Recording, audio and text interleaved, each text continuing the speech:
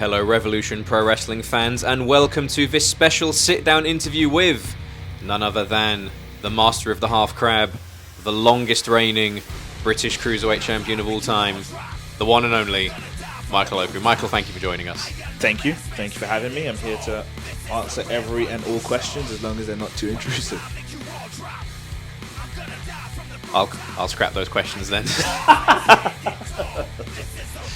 Well, let's kick things first off with, we didn't have you at the first RevPro show of the year, the first 229 of the year, but with good reason.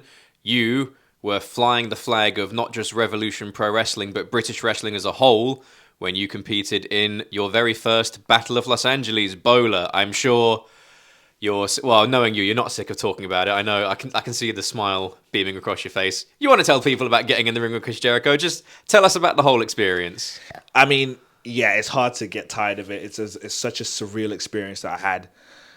I'm still trying to pinch myself about it happening. But at the same time, I don't want to be that guy that's like, oh man, I'm just so grateful that it happened to me and, so happy to be there. Like, I can step back and I can see all the things that I did to make it be me that was the only British wrestler part of Battle of Los Angeles, that was making my PWG debut as well. Like, all of these things came together to make it like this incredible experience. And of course, obviously the big headline is me being in the ring wrestling Chris Jericho, one of my idols in professional wrestling. It's him and The Rock. Anyone that knows me knows it's him and The Rock, and that's it. Everyone else is like way below that in terms of who are my inspirations. So to wrestle him was an insane thing that I get to say I ticked off in my first week of the year. But then it's such a big thing that it nearly makes you ignore that night one I wrestled Konosuke Takeshita, and that match, I can't wait for the Revolution Pro Wrestling fans to see it. I can't wait for everyone to see it, because I really think that I showed the world what I'm about. And you basically doubled your wage of all the money they threw into the ring. I mean, oh man, you want to talk about doubling my wage? Oh, there's some unhappy promoters that are surprised that the person who's wrestled Chris Jericho and done BOLA is... Anyway, I don't want to get into that, but things are going really well for me. A great way to start 2023. Well, we were all so proud of you watching, and while we were watching you have this great success in BOLA, we know you were watching us, because as everyone knows, you can now stream Revolution Pro Wrestling shows at our new streaming service, RevProOnDemand.com. So while you were in Los Angeles, we were at the 229 in London, and I know for a fact that you were watching the live stream. You were sending us updates. You were saying thank you for interviewing Dynamite Lee Dawson. I did. So what were your thoughts on the first 229 of the year, the first RevPro show of 2023? Yeah, no, I thought it started off strong. I thought it was a solid card. I don't think any matches disappointed. I really liked Gabriel Kidd versus JJ Gale. I know Gabriel Kidd's in the Revolution Rumble, so I guess that's a little promotion thing there. But, oh my God, the main event, like the fact that it's Will Ospreay wrestling a mere few days after having the match of world history at the Tokyo Dome with Kenny Omega, wrestling Eddie Dennis, obviously, who knows, trained me. Like, that was just a very incredible thing to see, and I think Eddie did great. I think that was an amazing main event to start the year for RevPro. After that incredible showdown between Will Ospreay and Eddie Dennis, a figure from your past, a ghost of your past, let's say, came to the ring. I know that after York Hall, you said it was one match and done, and you want to put it behind you. So this will be the only time I bring him up. But what do you have to say about that scene we saw at the end of the show with Connor Mills and Eddie Dennis?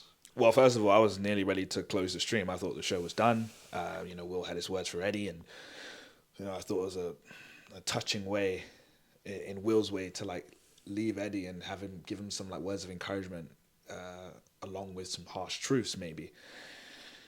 But then, about to close the stream, I see Mills, walk out and help Eddie up, give him support when Eddie seemed at his lowest.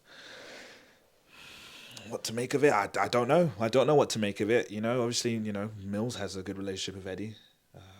I guess we're going to ignore how he tried to pummel Eddie when they had their match at 229, and how I was trying to help Eddie, and I know Eddie doesn't see it that way, but it's just kind of like, I think of it as Mills is up to something. To say the least, Mills is up to something. And of course, I've got Eddie Dennis at the 229. The next 229 coming, it's me versus Eddie Dennis. I don't know if he's coming alone or not. I'm glad he agreed to the match. You know, last time I wanted Eddie in the ring, it was to be my tag partner against two of other Welsh wrestlers, and he decided to, he decided not to team with me, decided to go elsewhere. And yeah, he decided to do unboxing and get that nostalgia pop. That's fine. If you want to do that, that's fine. That's cool. But I wanted stuff for the future. I was thinking there could be us as a tag team. That could be something fresh, something new. And against, again, the tag champs, he didn't want to do that. You're happy to wrestle me one-on-one at the 229. That's cool. We've done it before. I'm excited for it. I'm hoping Eddie's at his best. I'm hoping he's in a good mental state, because I'm at the top of my game. There's no denying that, and I'm going to bring it to him. Well, you're coming off one of the best starts to the year a wrestler can ask for. He's coming off having a fire lit underneath him after that match with Will Ospreay. I'm sure that's going to be an absolutely epic encounter. Epic encounter, which is what the winner of the Revolution Rumble gets. I wasn't sure if you get like a specific title match if you win it this and then, but I saw in the pre-sale email. Yes, I'm part of the mailing list, the RevPro mailing list. That's how I get all my info. It's the only way we hear from Andy. That's the way we do it. You get the epic encounter of your choosing. So I think you can get any match that you want, and that'll be an intriguing thing to see at the Revolution Rumble. Who wins that? Speaking of the Revolution Rumble, when we next come to York Hall, the first match announced. Tickets went flying off the shelves as soon as it was announced. And it's a match that's been a dream match of people for some time, and it's finally happening. Michael Oku versus Zack Sabre Jr. How do you feel about that? I'm very excited for it. It's one of those things where, again, you talk about the ticket sales, and it's telling me that a lot of people are really, really excited about the match. And it's more than just, I can't wait to see Zack Sabre Jr. wrestle. It's Zack Sabre Jr. versus Michael Oku. That's what we can't wait to see.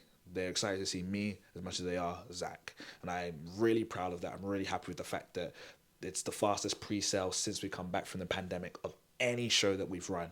So I take some pride in that. And it's up against Zack, arguably the best technical wrestler in the world. It's him or it's Bryan Danielson. That's, everybody knows that's a debate. And for me to step in the ring with him, that's not my style. I can say I'm competent at technical wrestling, but that's not my forte at all. It's going to be a clash of styles.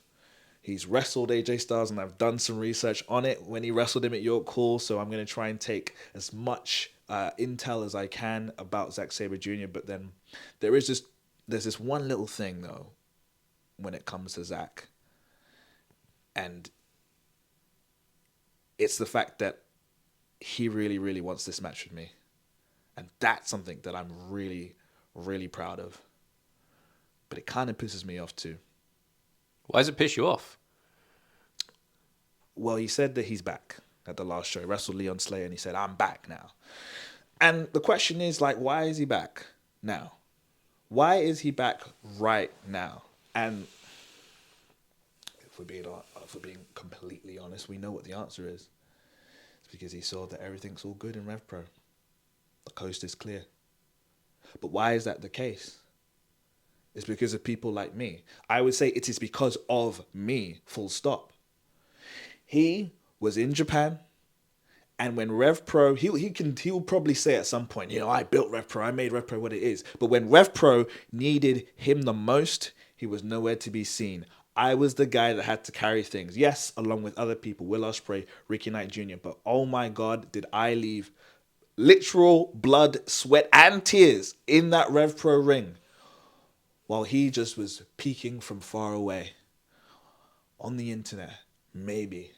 And then when he saw that things were good, because of people like me, that's when he was like, oh yeah, I'm gonna come and get that clout. I'm gonna come and wrestle the guy that was just in BOLA. I know exactly what he's about. You don't talk about BOLA. That's a guy who, in 2014, he was the first British guy, the only British guy in BOLA. And then the floodgates opened up. He was the trendsetter. He started it. He was the bridge. Well, now I'm the bridge. I am the bridge. What is it, 7 years later? We are very similar when you actually step back and think about it. But it annoys me that he was just quietly away having the great time in New Japan. And I'm here wrestling his stablemates. I wrestled Minoru Suzuki. Well, it's not stablemates anymore. Suzuki Gun's disbanded. He's got his blonde hair now. He's joined TMDK. He's in a faction with a member of Retribution. The one with the paper plate on his face. That's what he's up to now. He's got a brown belt. Cool.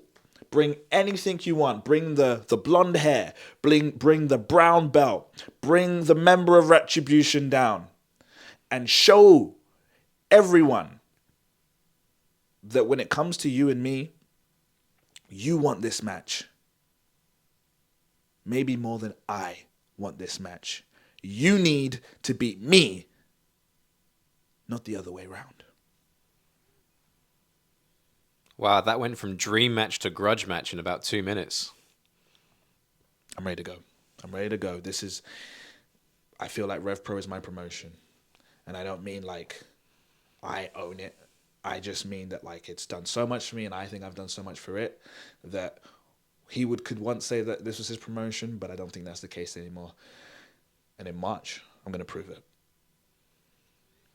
Strong words there, and I think that might be the perfect way to end the interview. Michael, thank you so much for your time. But just before we go, what's one goal for Michael Oku in 2023? Very, very simple.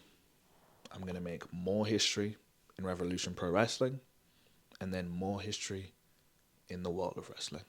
Thank you so much for your time, Michael. Don't forget, new subscribers get a free trial at RevProOnDemand.com. We are back at the 229. We're back at the 229 the first Sunday of every month, and on March 26th, it's Revolution Rumble, live from York Hall.